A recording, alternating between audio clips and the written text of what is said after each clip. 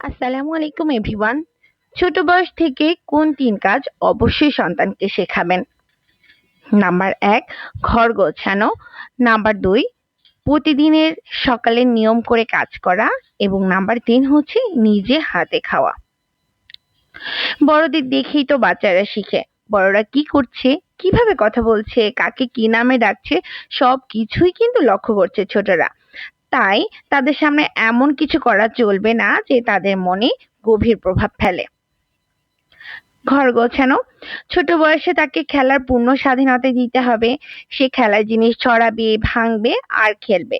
কিন্তু দিনের শেষে ওই খেলনা তাকেই গোছাতে হবে। যেখান থেকে জিনিসটা সে নিয়েছে তাকে সেখানেই রাখতে হবে। এই অভ্যাসটা ছোটবেলা থেকেই অনেক যত্নশীলভাবে শেখাতে হবে। প্রতিদিনের কাজ, সকালবেলা ঘুম থেকে উঠতে হবে এবং তাকে যে সকালবেলা ঘুম থেকে উঠে তার বিছানা গোছাতে হবে এটা তাকে শিখাতে হবে। তাকে স্কুলে যাওয়ার জন্য নিজেকেই নিজের প্রস্তুত করতে হবে, এটা তাকে শেখাতে হবে।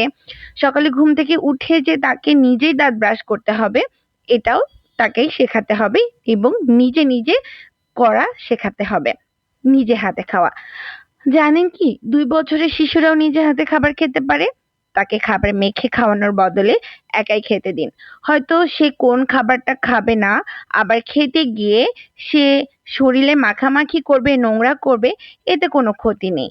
কিন্তু সে নিজের হাতে নিজের খাবারটা অনেক মনোযোগ দিয়ে খাবে এবং কোনটা সে তৃপ্তি সহকারে খাচ্ছে সেটা তার উপরেই ছেড়ে দিন।